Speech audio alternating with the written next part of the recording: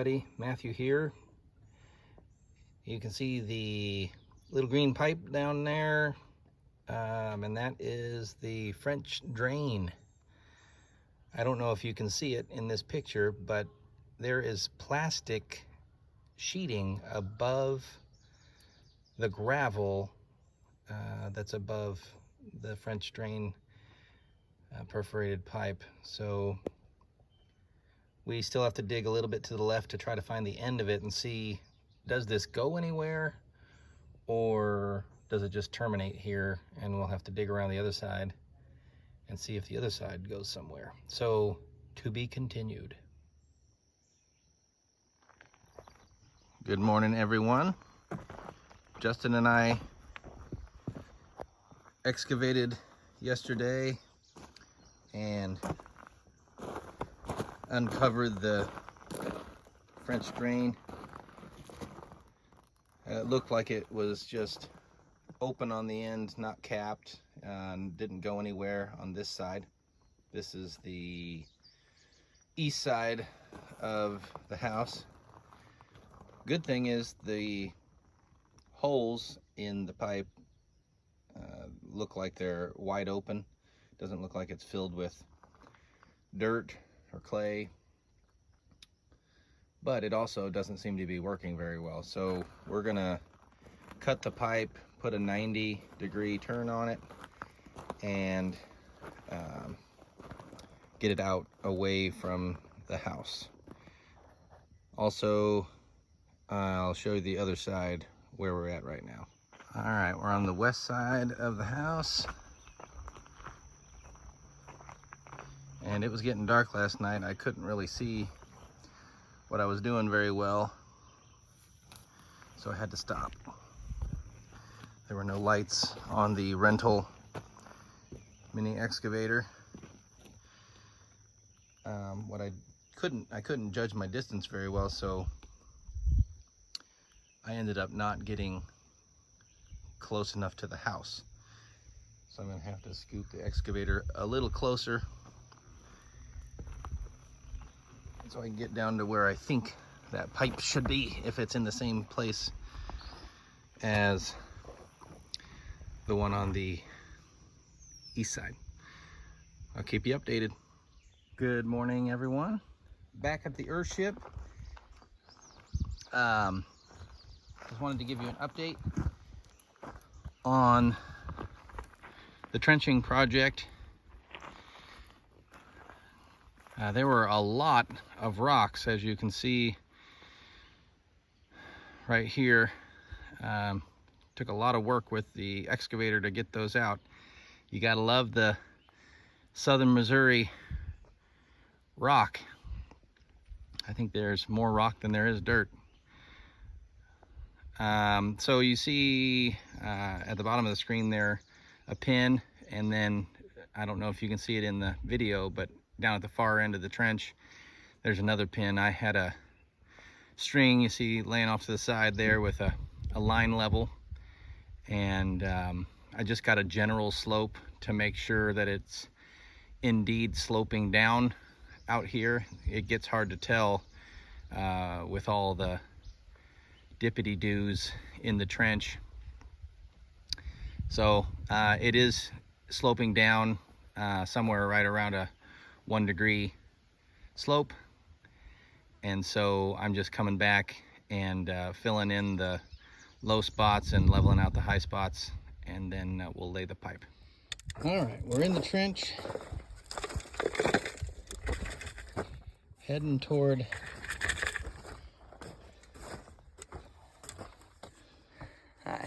Charlie. Whoa, sorry. So I was 3 for 3 with the old French drain pipe. I snagged it with the bucket in 3 different places here.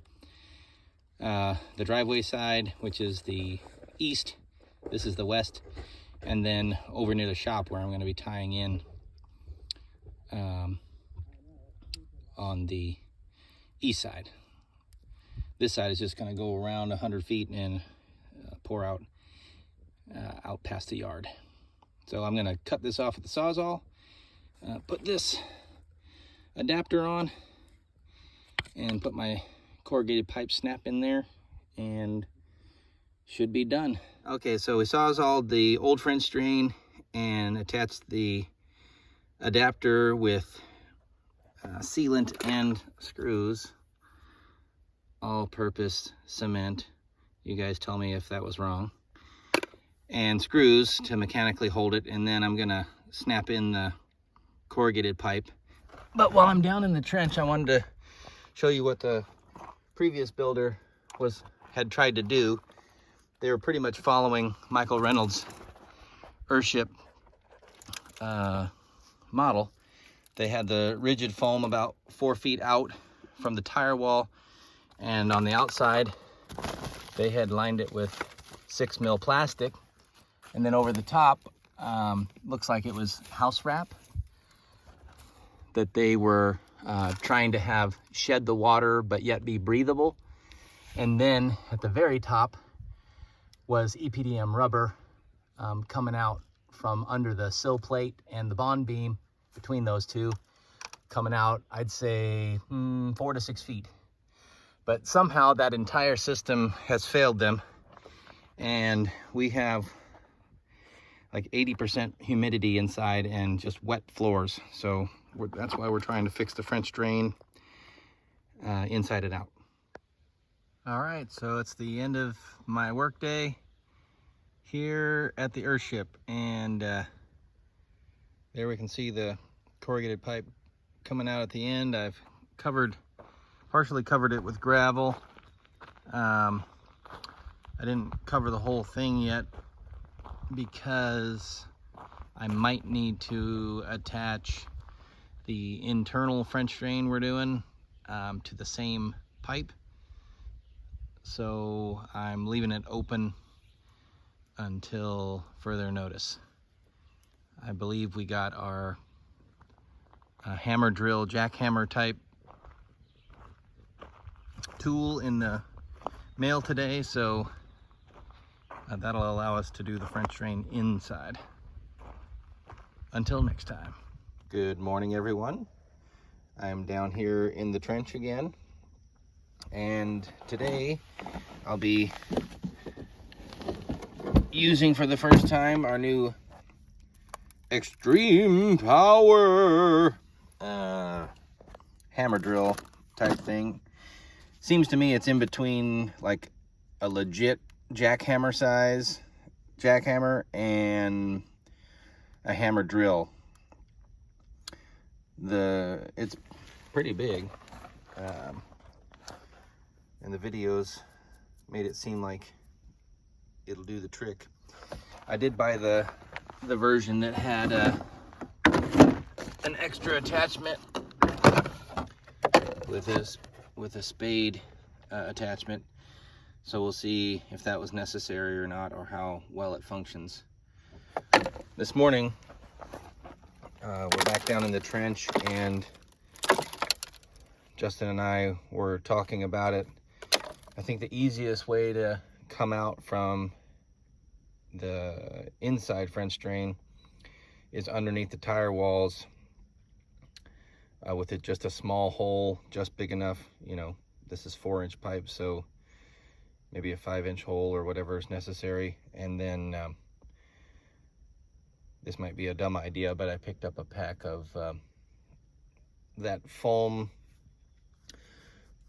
post hole foam compound that you pour down in a hole to solidify your post.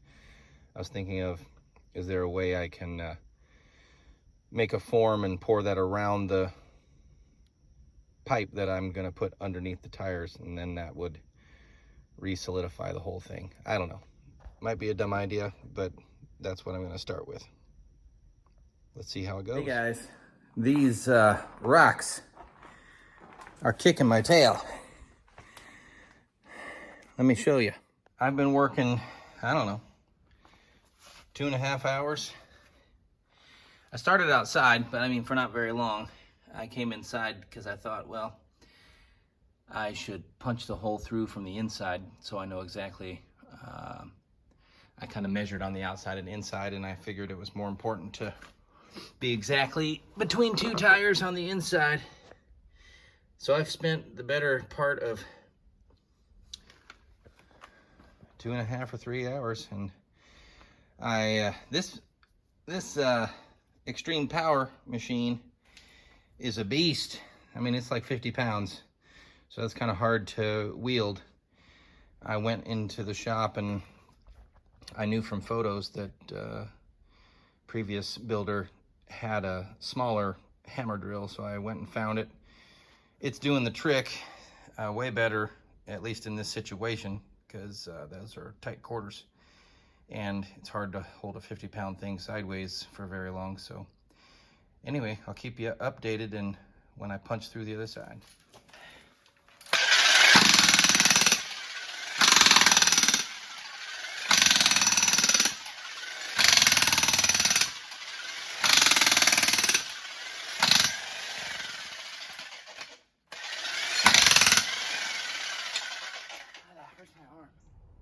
Okay guys, it's the end of the day, and I did punch a hole through.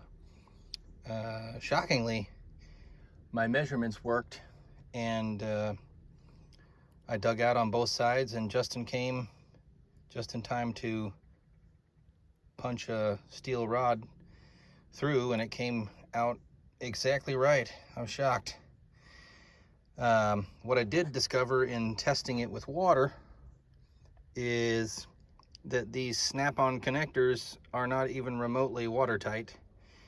I don't know how that's supposed to work in a system that's designed to drain water away from your house if it leaks right up next to your house. Anyway, so I am going to resort to Flex Seal tape and Flex Seal spray and see if I can get those to stop leaking or leak less, something along those lines. Anyway, maybe I'm thinking about it all wrong. I just don't want it to go back into the tires. I don't want to create a hole and then have water from outside have a easy access. Now I have made sure that it's sloping away, but it's only sloping away a very tiny degree, like 1 degree. So I think that will allow lots of water to escape at that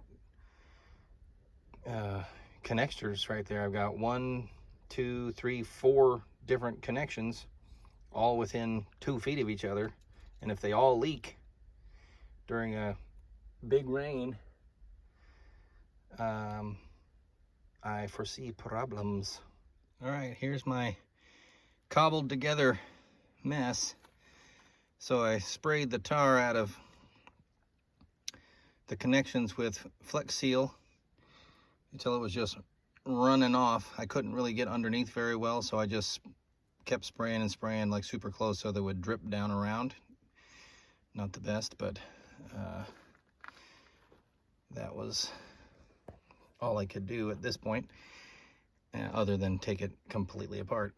And then I was already planning on using one of those foam post filler things. I forgot what it's called. Maybe Post-it or Fit-it. I can't remember what the brand is. And originally I was going to put it way back there to kind of fill that cavity and seal it really well.